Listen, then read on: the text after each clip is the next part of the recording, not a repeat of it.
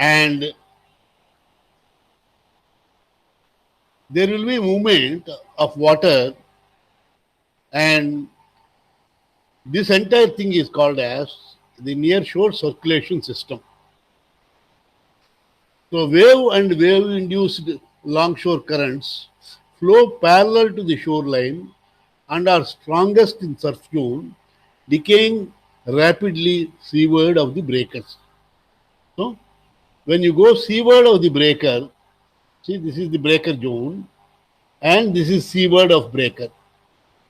So the magnitude of current will reduce. This figure you can see.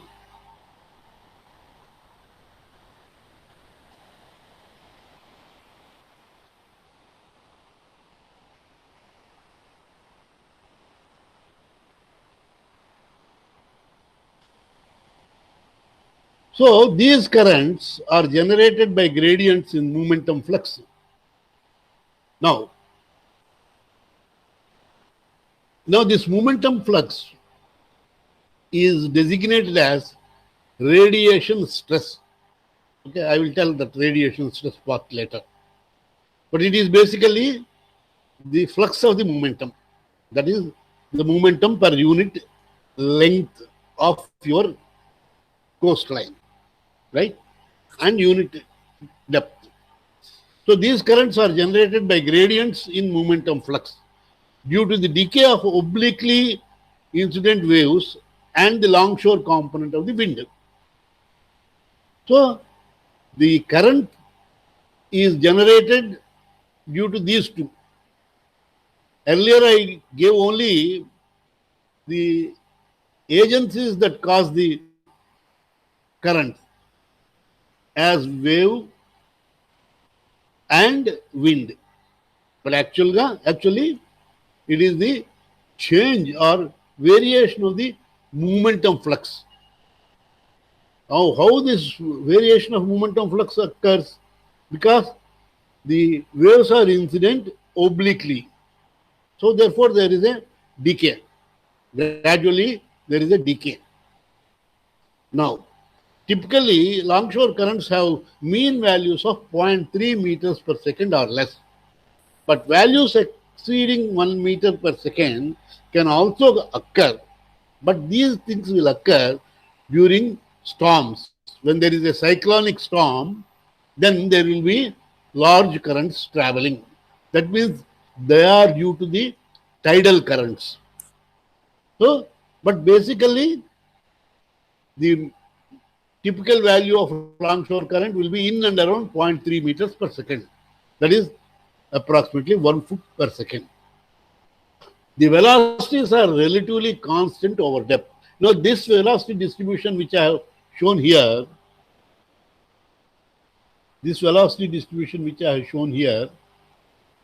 is with respect to the distance.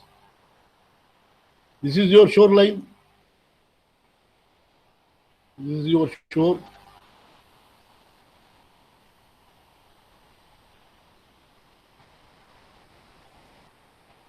But whereas earlier I have shown somewhere, I think, I don't know where it is.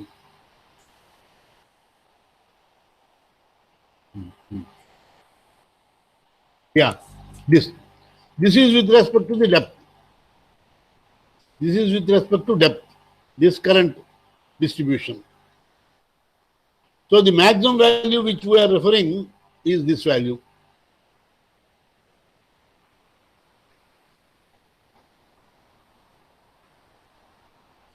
Maximum value which we are referring is this value. So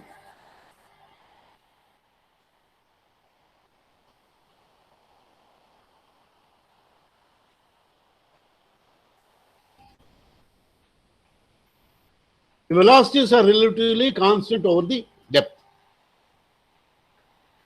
So what are the mechanisms that are responsible for wave-generated longshore currents? There are three.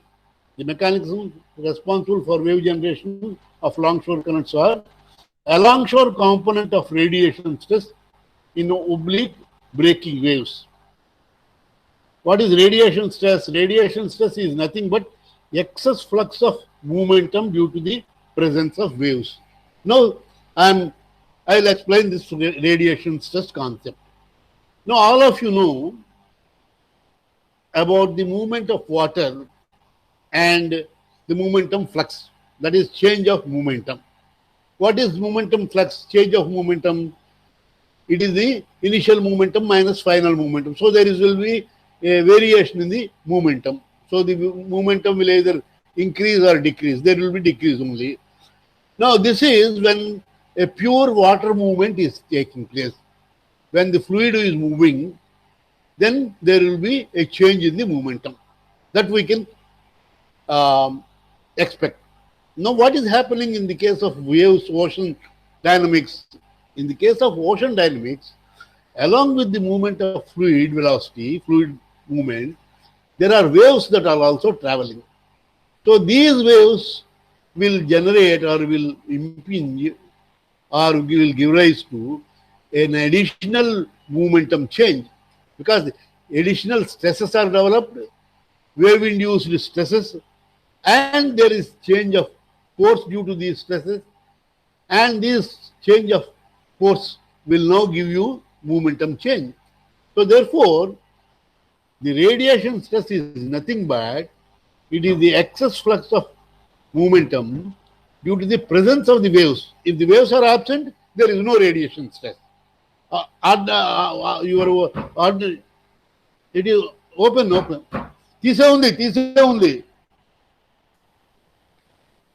తీసే ఉంది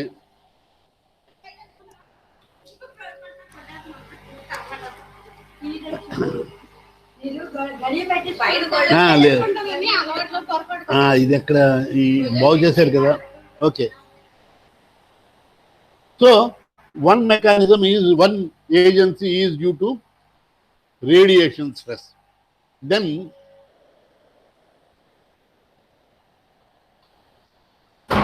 variation in the along-shore distribution of breaker height. Now, height of the breaking wave also changes. See, now when waves are traveling, the waves will travel not in individual wave, because what happens is the phenomena of wave generation is related to the wind velocity, wind speed, and then wind direction. So this wind rose or wind speed and other things, they have certain duration. So when the wind is blowing with certain velocity over certain period of time, so the energy will be transferred and that energy will be utilized in generating the waves, and that energy will generate a group of waves which will have a certain wave period, wavelength and wave period. Now, after sometimes what happens is either the magnitude of the wind will change or the direction in which the wind is blowing will change. So, the variation or change due to either of these two things will result in generation of a new train of waves. So the new train of waves will be having different wave heights and another wave period. So the constant parameter which is associated with one group of waves is the wave period. So I can say that waves are generated with a period of 4 seconds.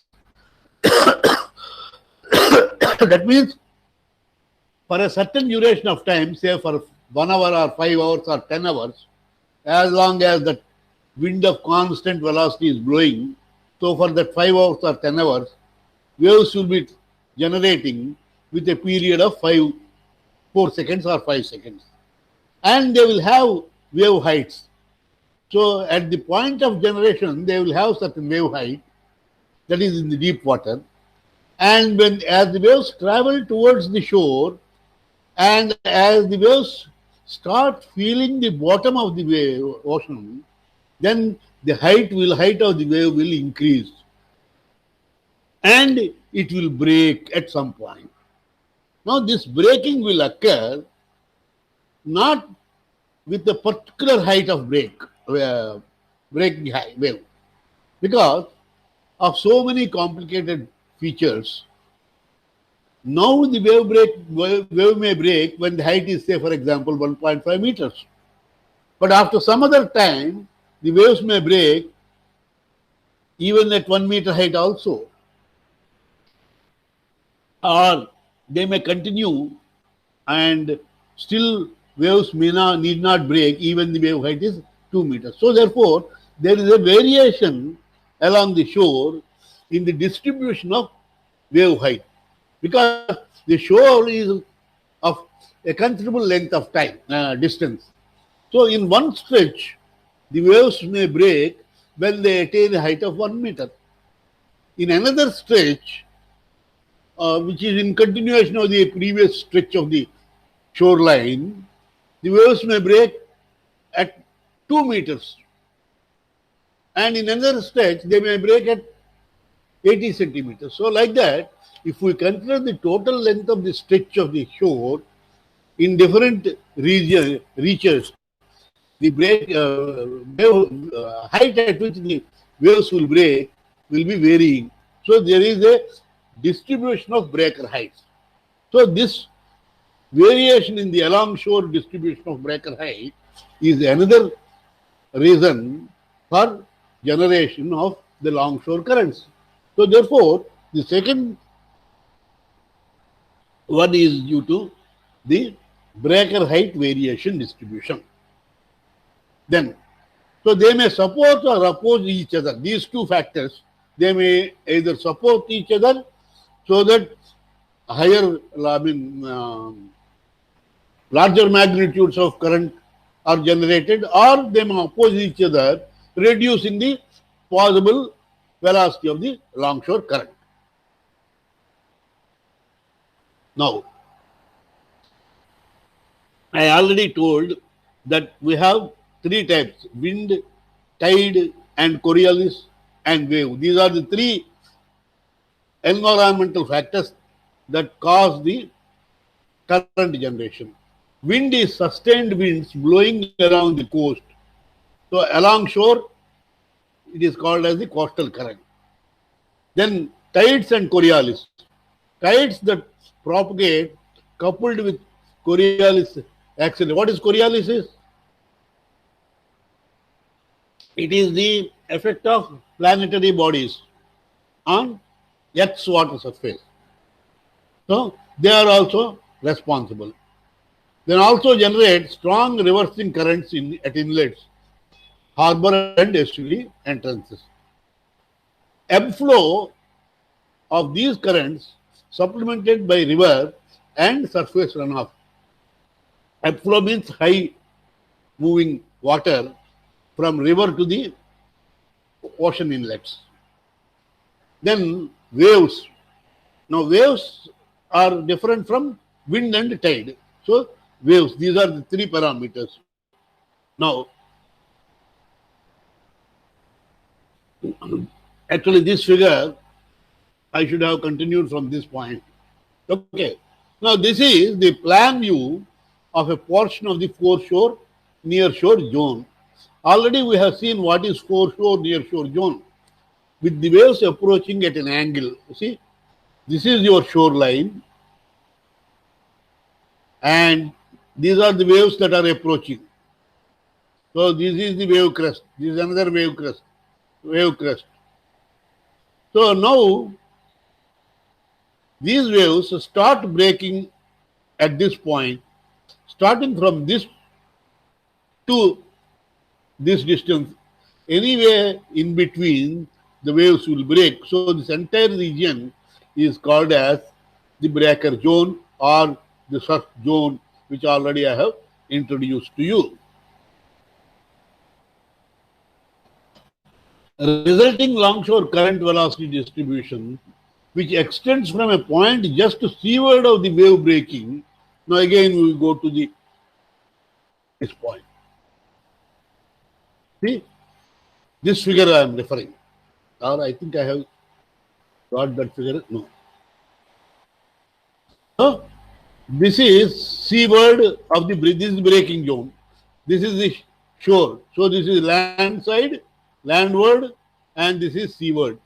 So the current will start slightly a little distance seaward of the breaker zone. This is the starting of the breaker zone.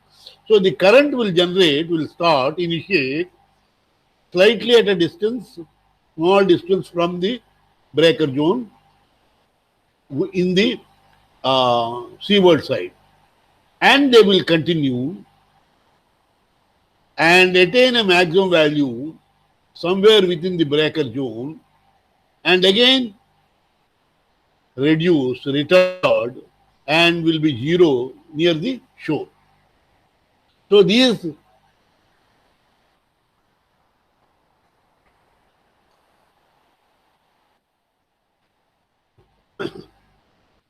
resulting longshore current velocity distribution, which extends from a point just seaward of the wave breaking line to the beach face.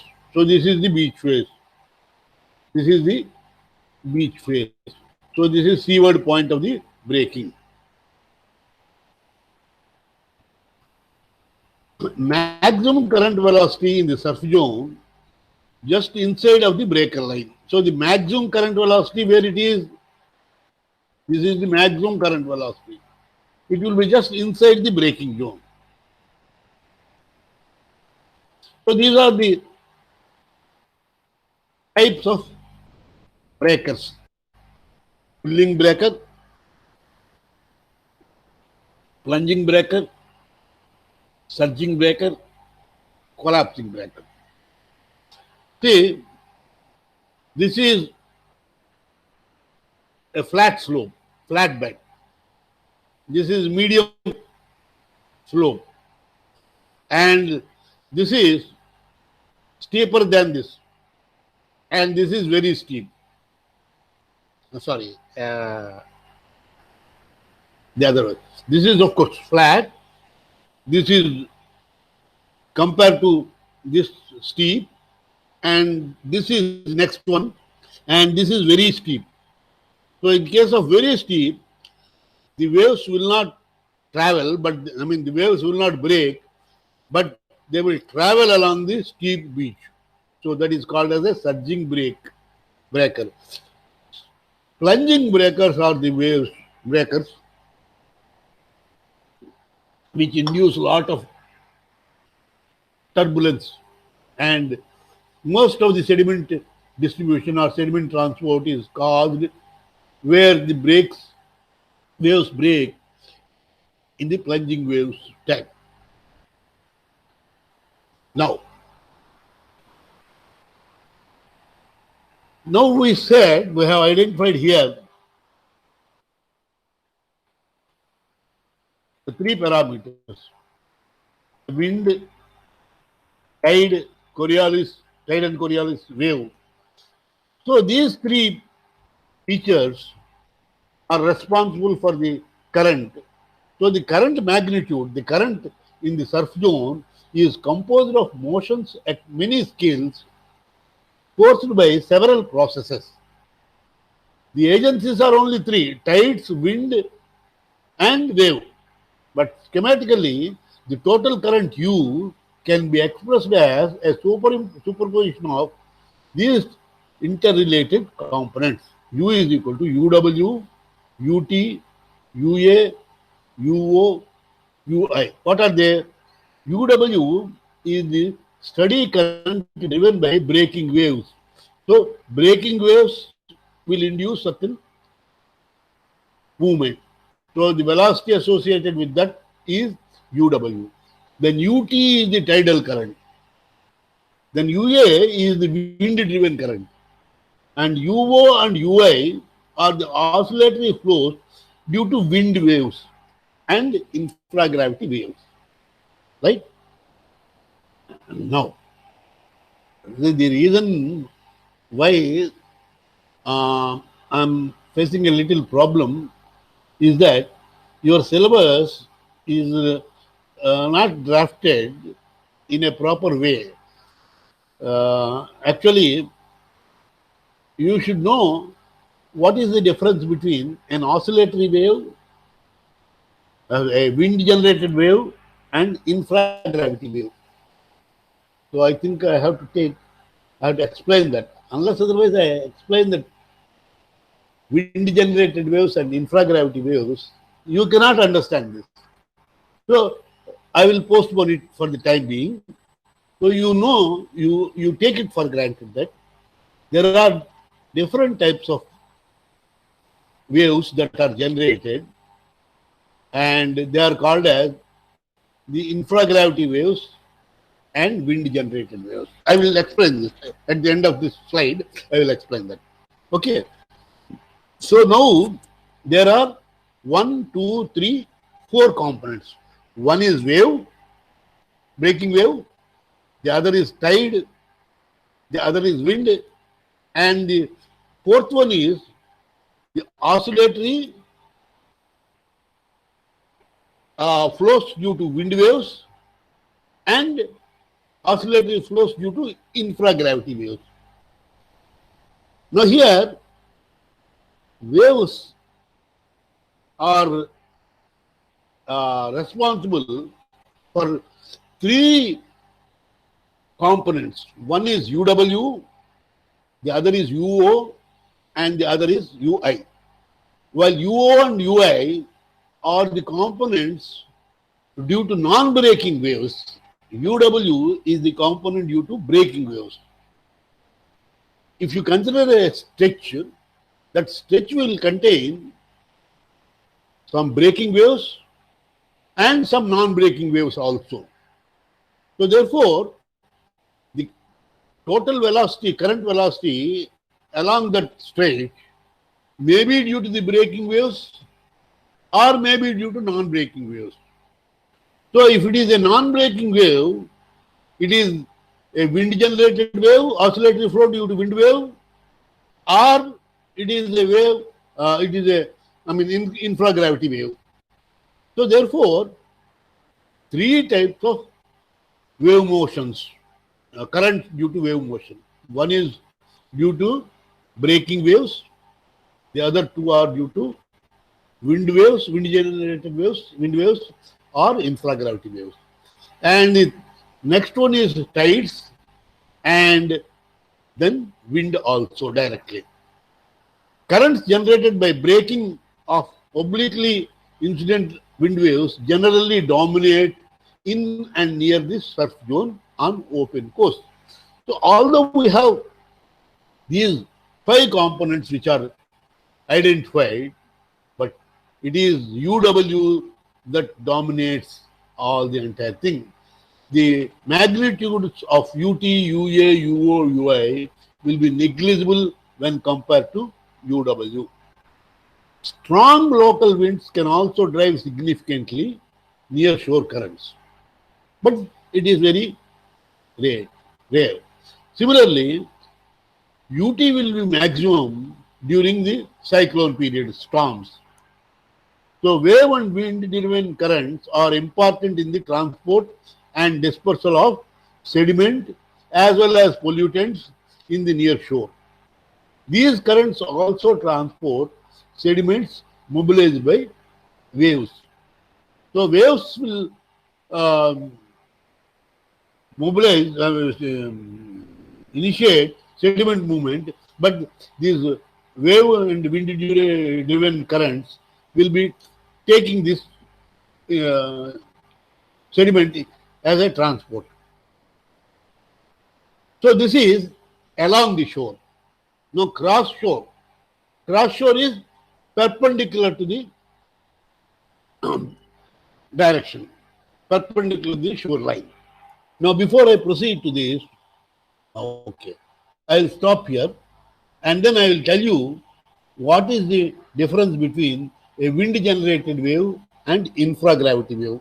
Let me see if I have that figure with me, or otherwise I can get it, no problem. Okay, give me a little time. Yeah, this is better. Are you seeing this?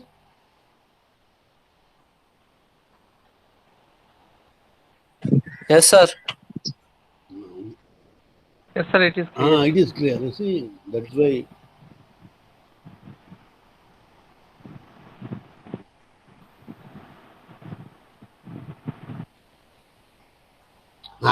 See, now I think it is clear also.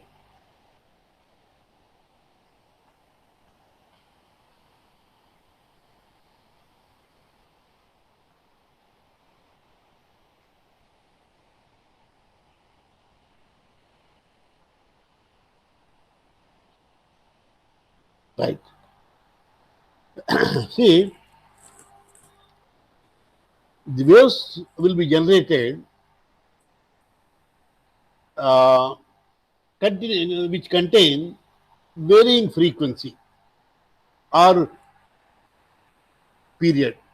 See, period and frequency are related to each other. What is the relationship between period and frequency?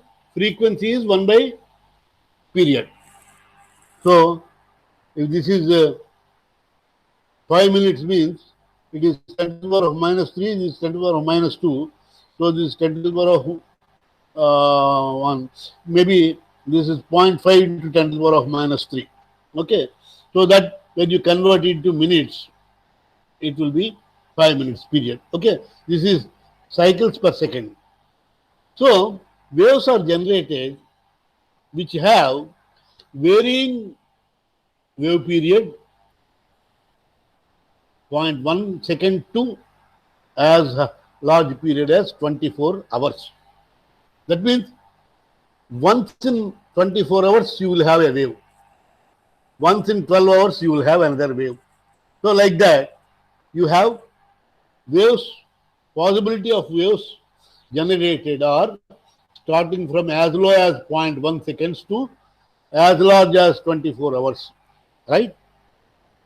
Now, waves which are generated with this period, they will also have very small wavelength. So they are called as capillary waves. What is a capillary wave?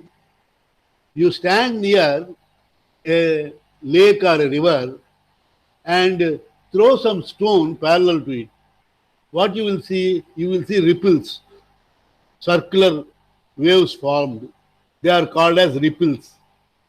So they are similar to your capillary waves. Your capillary waves are having still lesser wavelength compared to your ripples, which you observe when a stone is thrown parallel to the water surface in a lake or a pond. Then you can also see waves will be which are having a wave period of 24 hours. That means once in a 24 hours, wave will be coming. And then similarly, once in 12 hours. So waves which will have a duration of 12 hours period also will be causing. So these are called as the waves due to your planetary bodies, sun and moon, and other planetary bodies. So they will result in waves which have wave period greater than 12 hours. So that means a wave will be occurring once in 12 hours with certain height. Similarly, once in 24 hours with certain height. So they are called as the sun and moon generated waves. Then, apart from that, you can also have waves which have wave period between 12 hours and 5 minutes. 12 hours and 5 minutes. They are called as long period waves. And 12 hours to 24 hours, they are called as trans, trans, trans tidal waves. Trans tidal waves means they are due to tidal features, that is, planetary bodies, sun, moon, and other planetary bodies. So, they are called as trans tidal waves. And less than 12 hours up to a period of 5 minutes or so, they are called as long period waves. Now, coming from 5 minutes to 30 seconds, they are called as infragravity waves. And 30 seconds to 1 second, they are called as gravity waves. And 1 second to 0.1 second, they are called as ultra gravity waves. And less than that, they are called as capillary waves. Now, coming to the primary resisting force or primary disturbing force, these tidal waves are generated due to the forces of sun, moon, and other tidal planetary bodies. Then the long period waves are caused due to storms and tsunamis. So, starting from slightly less than 5 minutes up to greater than 24 hours, you will have possible waves which are generated either during storm or whenever there is a tsunami. Tsunami means it is due to an earthquake in ocean bed. So these are the disturbing force. And then when we talk of wind, the waves will be generated with a slightly greater than 5 minutes period up to as low as 0.1 and less than that. Now, the resisting force in the case of storms, tsunamis, and planetary bodies, the Coriolis force is the resisting force. Whereas in this region, it is the gravity force that resists the motion. And here, the surface tension is the primary resisting force. Now, coming to these 3 or 4 different classification of waves, if you look at the wavelength and if you look at the period of their recurrence, you can see those which occur very frequently, we should always keep in mind because they are the things which you have to take into consideration. Any event which occurs very rarely, once in a while, we need not bother. So therefore, we will not be considering all the waves which are having a period which is more than 5 minutes. So these waves are not seriously considered in our engineering designs. But as far as our services and other things are concerned, during storms, cyclones, tsunamis, we should have an understanding. So for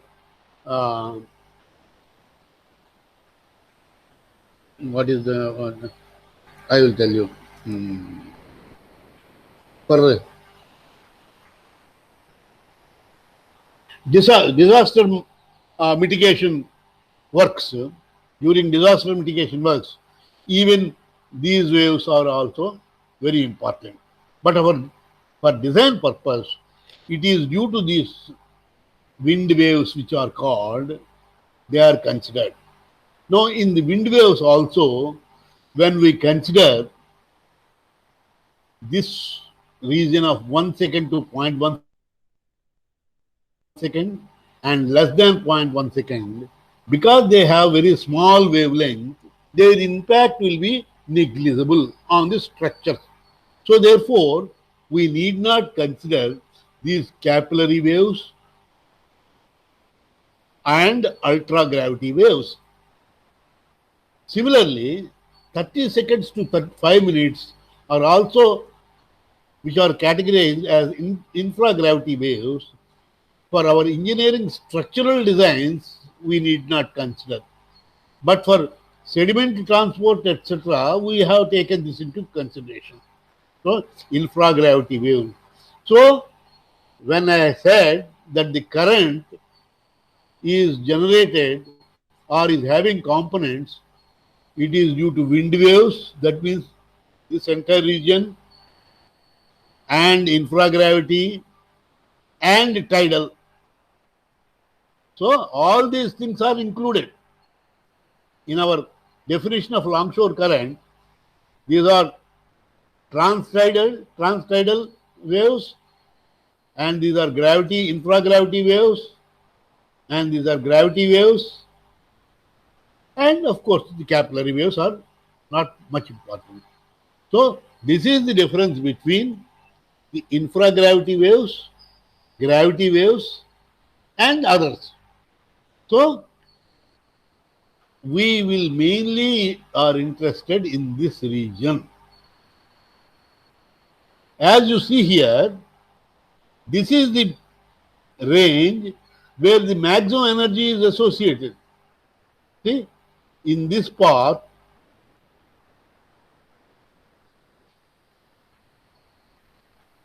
and in this part, the energy is less, whereas this is the part where the energy is having its peak. So that is the reason why the gravity waves are considered in all our engineering design. Now, I think 1 minute.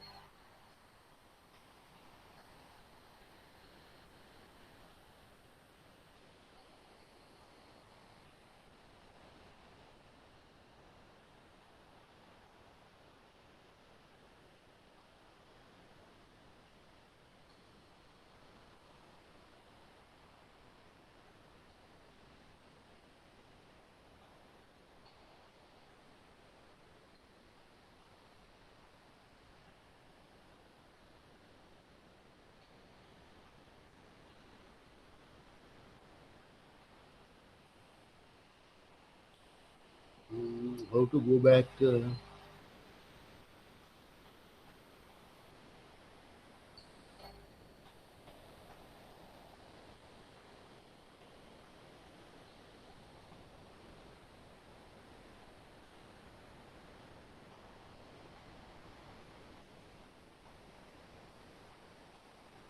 So, okay, let me also go if that is there. Yes.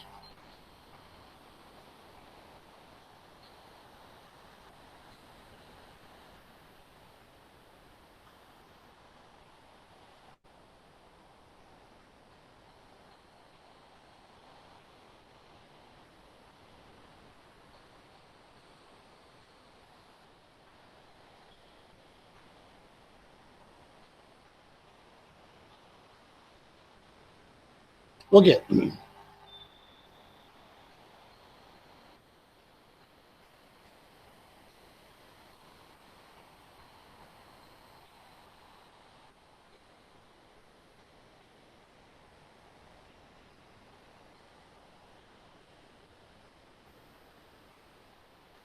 See, yesterday I was explaining about the orbital motion. That means how the particles will be moving. So, if you consider this as the still water and this is the deep water and this is shallow water. Shallow water means less depth. So, here in deep water, the, the water particles will be having a circular orbit. That means if a particle is here, it will move like this and again it will come back to its original position in a circular way. But if it is a shallow water, they will be taking elliptic motions. This is also all are oscillatory waves and symmetric waves.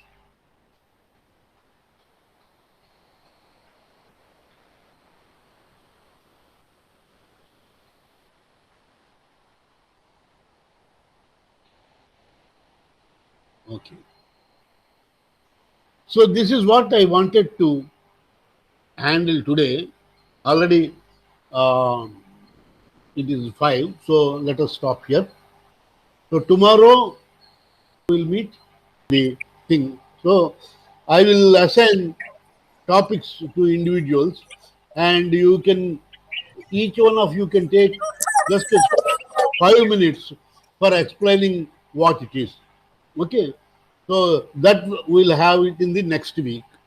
So next week we'll have for 2 days your presentation of the sediment sampling devices, just for 5 minutes each only. All of you have to do it. So you prepare. Sir Yes, tell me.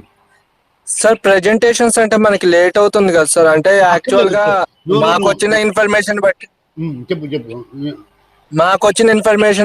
October మధ్యలో నుంచి college start అయింది. College start అయిన నుంచి first meet, second meet, external last time ఎట్లా అయితే జరిగిందో అట్లానే జరుగుతాయి అని అంటున్నారు సార్. అవును కరెక్టే.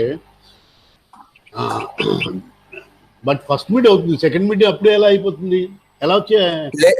లేదు సార్, అటానమస్ కాలేజెస్ కి ఎక్స్టర్నల్ టైం టేబుల్ కూడా, సెమ్ ఎగ్జామ్స్ టైం టేబుల్ కూడా అక్టోబర్ 4th నుంచి స్టార్ట్ చేసేయమని ఇచ్చేసారు సార్. అంటే మనకి ఇది అకాడమిక్ క్యాలెండర్ కొంచెం లేట్ గా స్టార్ట్ అయింది కదా సార్. మాకు నెక్స్ట్ ఇయర్ సెప్టెంబర్ కల్లా కంప్లీట్ చేసేసేయాలి అని చెప్పేసి కొంచెం ముందుగానే తగ్గించేసారు సార్. మరి మిగిలిన సబ్జెక్ట్ లో ఎన్ని యూనిట్ లో అన్ని 2.5 అయినాయి సార్, అవగొడతామని అంటున్నారు సార్ మిగతా కూడా. ఎందుకంటే మనది గ్రౌండ్ వాటర్ 4 యూనిట్లు అయిపోయాయి కదా. ఎస్ సార్, మనది స్టార్టింగ్ లోనే 3 యూనిట్స్ అయిపోయినాయి. ఇప్పుడు ఇదేమోని మీకు ఓవరాల్ గా చెప్పడం అంతే. Okay okay sir.